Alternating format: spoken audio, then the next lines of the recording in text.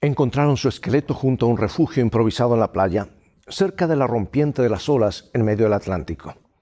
Había tratado de sobrevivir solo en una isla desolada que se llama Ascensión, y al lado del cuerpo había un diario en el que estaban registrados los relatos más fantásticos de la historia de alta mar. Allí había un segundo Robinson Crusoe, que había esperado el rescate, pero en vez de ello había encontrado su propio infierno privado. En un momento más regresaré con el resto de la historia. Mientras tanto, toma tu Biblia y mantente en sintonía.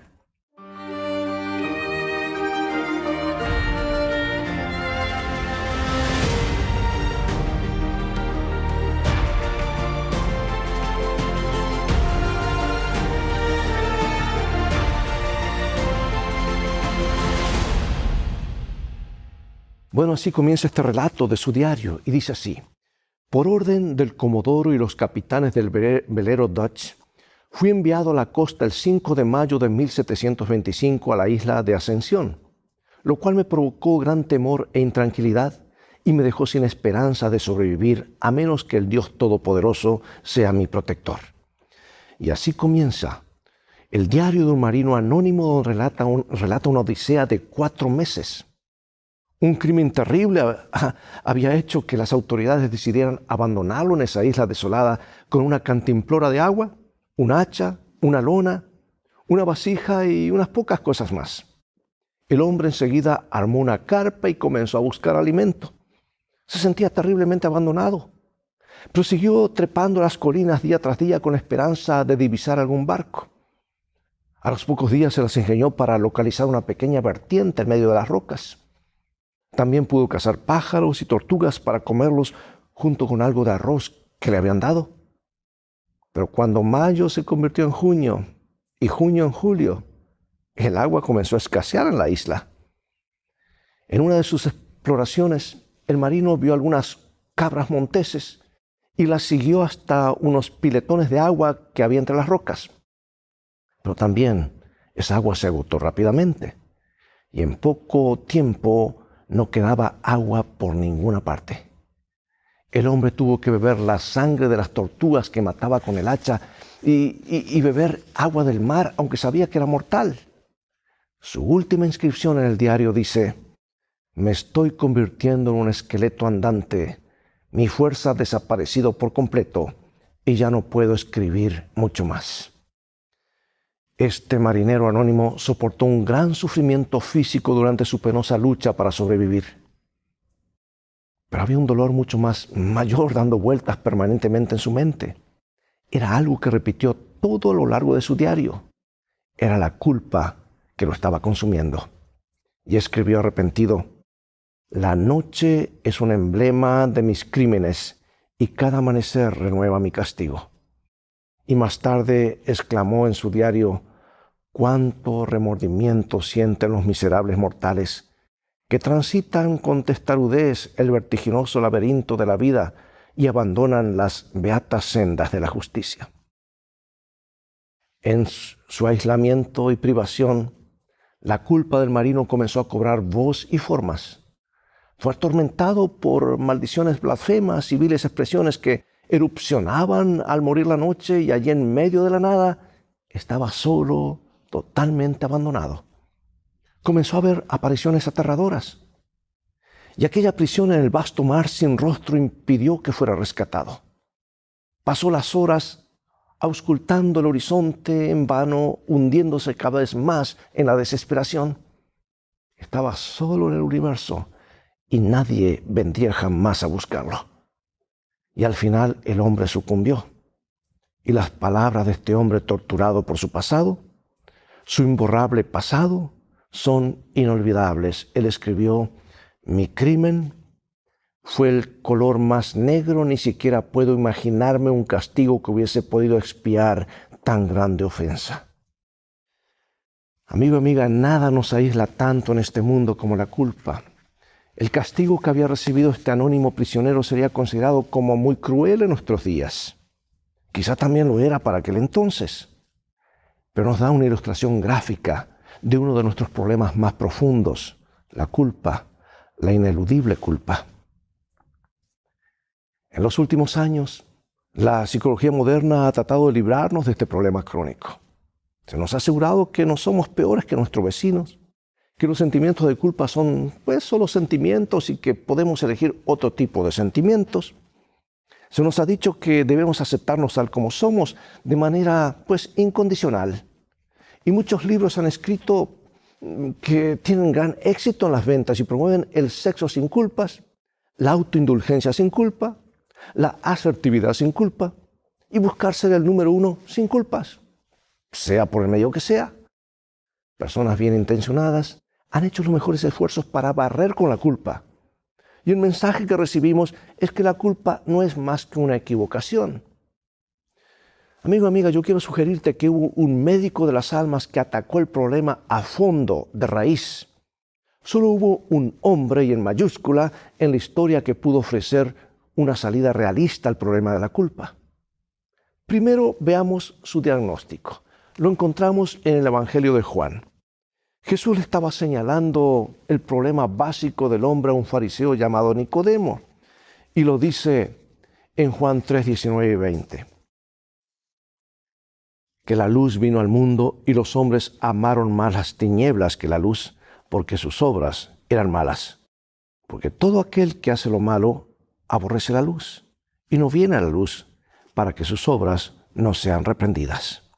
Y con estas palabras, Jesús explicó por qué algunos hombres son condenados, aunque Él haya venido al mundo para salvarnos y no a condenarnos. Es porque las personas se apartan de la luz, de la verdad de Dios. Tienen temor de que la suciedad de su interior se revele o sea expuesta.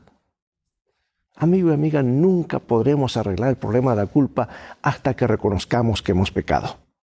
Necesitamos sentirnos culpables. Todos quebrantamos la ley de Dios, la ley del universo. La culpa no es algo que podamos barrer debajo de la alfombra. No es un cartel que señala que estamos apartados de Dios, sino que nos señala la cura, la solución. Las personas tienen un problema crónico con la culpa cuando continúan ignorando las señales. Y la Biblia nos dice que todos estamos en una isla rodeados por un mar hostil. El pecado nos ha separado de Dios. Necesitamos que nos rescaten. Como lo comprendió con remordimiento aquel marinero anónimo en la isla de Ascensión, que la paga del pecado es muerte. No podemos sobrevivir en nuestra isla inhóspita. Necesitamos una reconciliación con Dios. Pero es justamente nuestro pecado el que nos aísla de Él. Y la pregunta es, ¿cuál es la solución a nuestro dilema? La respuesta es ilustrada de forma bellísima por uno de los viajes más épicos de la historia. Durante uno de los primeros viajes y exploraciones en el Océano Antártico en 1945, el barco de Sir Ernest Shackleton, el Endurance, impactó contra un témpano de hielo. La tripulación anduvo a la deriva durante días hasta que finalmente pudieron tocar tierra en la isla Elefante. Shackleton les ordenó a sus hombres que hicieran un campamento en un lugar donde pudieran conservar sus provisiones y trataran de sobrevivir al invierno que se acercaba. Pero pronto comprendieron que nadie vendría a rescatarlos. Nadie sabía dónde se encontraban. Estaban totalmente apartados del mundo por el tormentoso y congelado Océano Antártico. Solo había una posibilidad de rescate. Alguien tendría que cruzar ese océano hostil y conseguir ayuda. Y Shackleton comenzó a armar un bote ballenero de 7 metros para hacer un viaje. Eligió un grupo de 6 voluntarios. Tendría que cruzar nada menos que 1.200 kilómetros en el mar tempestuoso para llegar a una estación de balleneros noruegos que estaba en una isla llamada Georgia del Sur. Parecía una tarea imposible en un barco abierto y en la época más tormentosa del año. Pero Shackleton se puso en marcha con sus hombres. Durante días se acurrucaron bajo una lona apretujándose unos a otros y manteniendo la nave inclinada en medio del fiero oleaje, mientras oraban para que los vientos no arrancaran la pequeña vela. Soportaron un frío que hacía estremecer los huesos, bolsas de dormir congeladas, agua helada corriéndoles por las espaldas, hambre y sed. Pero 14 días después, cuando todos estaban casi muertos por la exposición a las condiciones climáticas y a la sed, divisaron los riscos oscuros de Georgia del Sur. Shackleton lo había logrado, y pronto saldría un barco al rescate del resto de los hombres que estaban varados. Amigo y amiga, cuando Dios miró nuestra condición y vio que estábamos aislados en nuestra isla, rodeados por el infinito mar del pecado, hizo algo. Se lanzó Él mismo a ese mar hostil. Tomó la asesina y helada vastedad del pecado en su humanidad. Ven conmigo a un rocoso jardín que se llama Getsemaní. Jesús allí está orando en agonía, plenamente consciente del suplicio que le espera. ¿Se someterá voluntariamente al horror de la cruz? ¿Se arriesgará a la impensable separación eterna de su Padre? Cristo solo y postrado en el Getsemaní fue un poco como Shackleton cuando se aventuró en el océano Antártico. Para llevar su pequeño bote a destino casi padeció la muerte. Es que era la única forma en que podría salvar a sus hombres. Jesús también comprendió que había una sola manera de salvar a la humanidad del castigo del pecado. Tenía que absorber la sentencia de muerte en su propio cuerpo. Tenía que tomar sobre sí las agonías del infierno. Entonces, con labios temblorosos, el Salvador dijo: no se haga mi voluntad, Padre, sino la tuya. Oye los pasos de la turba que se aproxima. Sus antorchas titilan en la oscuridad. Judas se acerca a Jesús y le dice: salve, maestro, y lo traiciona con un beso. De pronto el divino Hijo de Dios es empujado hacia la turba. Escupen en su rostro, le tiran de su barba, le dan una bofetada que sacude su cara. Este es aquel cuyo nombre los ángeles transportan a las galaxias remotas cantando: Santo, Santo, Santo. Este es aquel que colgó los mundos en el espacio, pero que ahora una turba cruel, sudorosa y blasfema lo toma en sus manos ásperas. Acompáñame a la sala de juicio en el palacio de Pilato. Se presentan falsos testigos para acusar al Hijo de Dios. Lo insultan y se burlan de él. El Cordero de Dios, inocente y sin mancha, es sentenciado como un criminal culpable. Es condenado por pecados que nunca cometió, para que a mí se me pueda quitar mi bien merecida culpa. Es juzgado y sentenciado para que yo pueda ser juzgado y absuelto. Ahora acompáñame, si puedes, al palacio de Pilato. Un musculoso soldado romano levanta su enorme brazo. Escucha el chasquido del látigo. Mira cómo desgarra la espalda de Jesús y la sangre comienza a manar. Muchos habían pasado por ese tormento porque lo tenían bien merecido. Pero Jesús, aquel que existía con el Padre desde la eternidad, aquel que es adorado por incontables ángeles, fue herido por nuestras transgresiones, tal como predijo el profeta Isaías. Fue quebrantado por nuestras iniquidades. Recibió los golpes que deberíamos recibir nosotros. El castigo de nuestra paz fue sobre él, y por su llaga fuimos nosotros curados. Ahora acompáñame a la colina del Calvario. Una corona de espinas está clavada en su cabeza. Introducen clavos en sus manos y sus pies para sujetarlo a una cruz. Levantan el instrumento de ejecución y lo dejan caer de un golpe dentro de un pozo. Los tejidos, los tendones y los músculos se estremecen. Sus miembros se salen de las coyunturas. Siente que se está sofocando.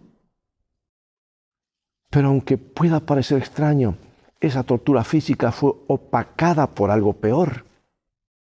Otra clase de dolor consumió a este hombre solitario. Lo escuchamos en su momento más oscuro: Dios mío, ¿por qué me has desamparado? En esos momentos Jesús experimentó lo más terrible, la eterna separación de Dios. Mientras sufría, su humanidad no podía ver más allá de la oscuridad de la tumba. No podía verse saliendo victorioso en la resurrección. Pero aún así, estaba dispuesto a ir a la tumba, aunque nunca saliera de ella. Lo hizo para que tú y yo podamos estar con su Padre para siempre. Jesús estuvo dispuesto a abandonar su lugar en el cielo para que tú y yo podamos sentarnos en su trono. No puedo imaginar una mortal. No puedo comprender la inmensidad del sacrificio de Cristo. Solo puedo maravillarme con estas escenas que hacen tan vívidas las palabras de Juan, porque de tal manera amó Dios al mundo, que ha dado a su Hijo unigénito. Pero de vez en cuando aquí, en nuestro planeta oscurecido por el pecado, tenemos una pálida vislumbre del verdadero significado de ese sacrificio. El 3 de febrero de 1943, el SS Dorchester fue torpedeado en el Atlántico Norte. Este buque de transporte lleno de soldados norteamericanos comenzó a hacer agua rápidamente e a inclinarse a estribor. A bordo todo era caos. La radio se había descompuesto. Los hombres corrían por la cubierta al borde del pánico. Muchos habían tirado al agua sin los chalecos salvavidas. Los botes salvavidas estaban sobrecargados y zozobraban. Las balsas se fueron a la deriva sin que nadie pudiera abordarlas. Más tarde, los sobrevivientes testificarían que había una pequeña isla de orden en medio de toda esa confusión. Era donde estaban los 4 capitanes en el lado del barco que se estaba hundiendo velozmente. Y ellos eran George Lansing Fox, un pastor de un colegio de Chicago; Alexander David Good, un rabino de Nueva York; y Clark Pulling, un ministro de Schenectady, Nueva York; y John Washington, un sacerdote de New Jersey.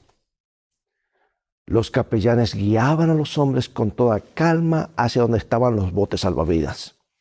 Distribuían los chalecos sacándolos del armario y ayudaban a los hombres que estaban en un costado paralizados por el terror. Uno de los sobrevivientes recuerda haber escuchado el ruido de cientos de hombres que lloraban, rogaban, oraban y juramentaban, otros maldecían. Pero en medio de todo eso, los capellanes hablaban palabras de ánimo y confianza. Decían: vengan muchachos, entren en su bote. Un testigo contó: sus voces eran lo único que nos mantenía en acción. Y cuando se terminaron los chalecos salvavidas, los 4 capellanes entregaron los suyos propios. Uno de los últimos hombres en abandonar la cubierta cuando el barco se iba a pique miró hacia atrás y vio a los capellanes de pie, con sus brazos entrelazados y apoyados contra la cubierta que se hundía. Sus voces resonaban a través de las olas, orando en latín, orando en hebreo, orando en inglés. Y uno de los marineros dijo: fue lo más maravilloso que he visto en mi vida, o que espero ver alguna vez de este lado del cielo. Amigo y amiga, de este lado del cielo debemos callar sobrecogidos y contemplar a aquel que se hundió con el barco por nosotros.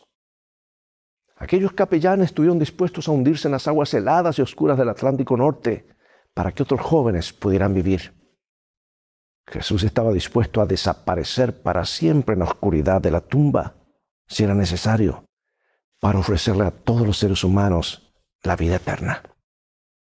Jesús está en la cubierta de nuestro barco que se hunde y te entrega un chaleco salvavidas en este mismo momento. Él hizo su decisión, sabiendo que se hundiría con el barco, pero quiso asegurarse de que cada uno de nosotros tuviese un salvavidas. El versículo más conocido de la Biblia, San Juan 3:16, tú lo sabes de memoria, repítelo conmigo. Porque de tal manera amó Dios al mundo, que ha dado a su Hijo unigénito, para que todo aquel que en él cree no se pierda, mas tenga vida eterna. La promesa es para todo aquel, rico, pobre, joven, viejo, todos. Tanto si eres bueno como si eres malo, o si estás entre medio. Necesitas un chaleco salvavidas, amigo y amiga. Y Jesús te lo está entregando, o se lo entrega a todo aquel, como dice el versículo. Desde la cruz Jesús nos puede decir: no necesitas perecer, puedes tener el don de la vida eterna. Ven a mí, confiesa tus pecados, acepta mi rescate. He recorrido un camino tan largo, he pasado por tantas cosas para hacerlo. Acepta el don de la gracia.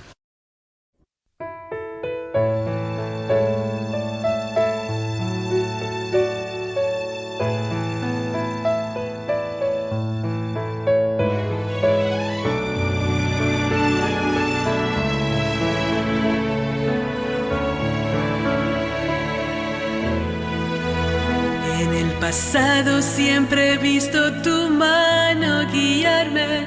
Es tu gracia la que me ha sostenido.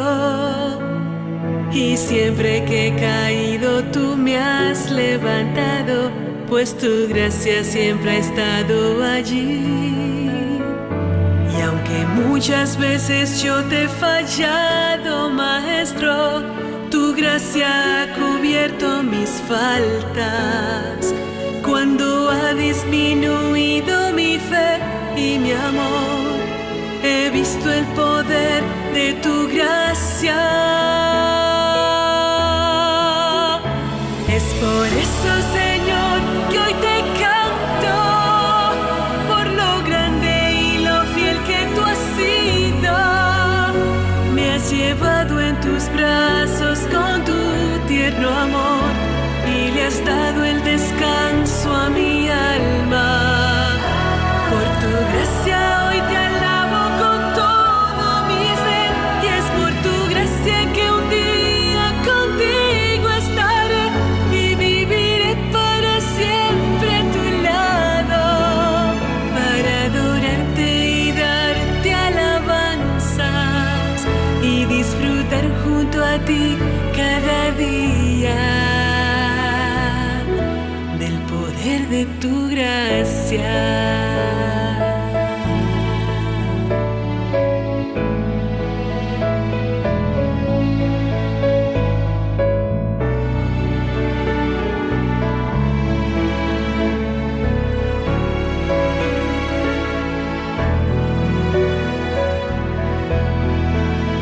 En el pasado tú mostraste tu gracia divina, con tu gracia has guiado a tu pueblo. Con tu brazo fuerte siempre has vencido al maligno, y hasta hoy nos muestras gracia y bondad. Y aunque muchas veces yo he pecado, Maestro, tu gracia siempre me ha levantado. Cuando ha disminuido mi amor y mi fe, he visto el poder de tu gracia.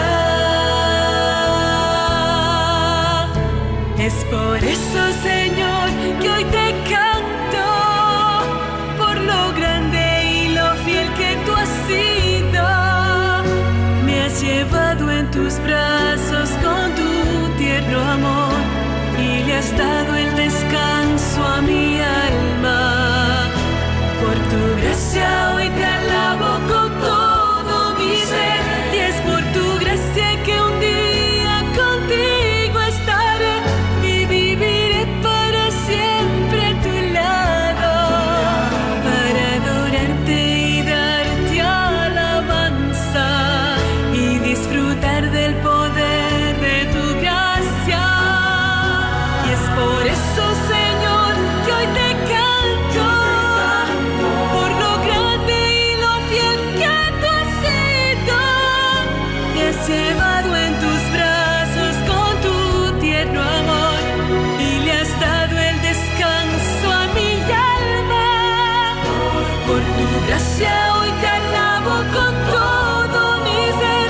Es por tu gracia que un día contigo estaré y viviré para siempre a tu lado, para adorarte y darte alabanzas y disfrutar junto a ti cada día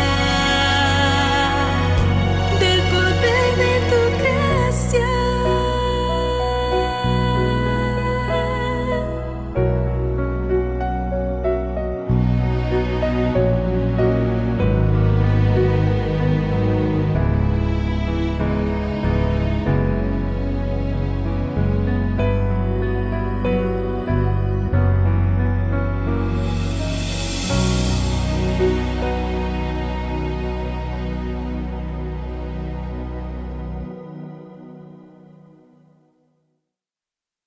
Acompáñame en oración. Padre Celestial, venimos a la cruz donde creaste la solución a tan alto costo.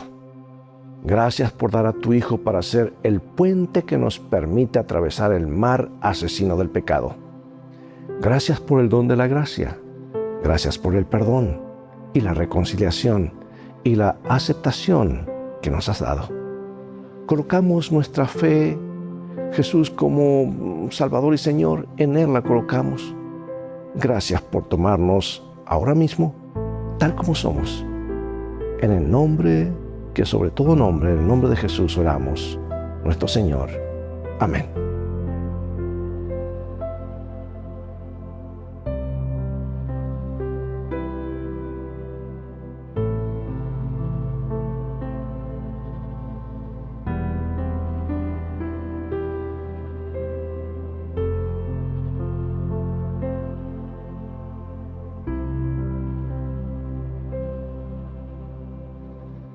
En estos días la gente está buscando en todas partes por una esperanza más allá de la muerte. Están buscando en las religiones orientales, están buscando en el ocultismo, están mirando la ciencia, la criogenética parece ofrecer esperanza para algunos. Amigos, la inmortalidad la perdimos en el jardín del Edén. No existe algo que sigue viviendo después de la muerte. Jesús nos devolverá la inmortalidad cuando venga por segunda vez. O sea que el reino de Dios de repente descenderá sobre la tierra. Y en ese tiempo, los que están en Cristo, los que han desarrollado una relación con Él, despertarán a una gloriosa eternidad con Él. El mismo Creador que le dio forma a la vida en este planeta va a trabajar nuevamente, transformando esqueletos en seres humanos vivientes, recreando mentes perdidas y personalidades perdidas. Y entonces los resucitados se unirán a los creyentes que todavía están vivos sobre la tierra para juntos ascender con Cristo al cielo. Bien amigos, llegó el momento de despedirnos de todo el tiempo que tenemos por hoy. Espero que el programa de hoy haya sido una inspiración, una bendición en tu vida. Pon tus ojos en Jesús, nunca te arrepentirás. Sigue su camino, llegarás a destino, evitarás el naufragio. Te invito a continuar estudiando la palabra de Dios. Así que visítanos en nuestro sitio de internet, escritoestá.org, donde podrás ver nuevamente este programa y obtener una variedad de otros materiales y estudios bíblicos. Y a la vez compartirlos con tus familiares, amigos, vecinos, en fin, así transformarte en un canal de bendición para otros. Mientras tanto, Dios te bendiga y te guarde. Y recuerda, escrito está, no solo de pan vivirá el hombre, sino de toda palabra que sale de la boca de Dios.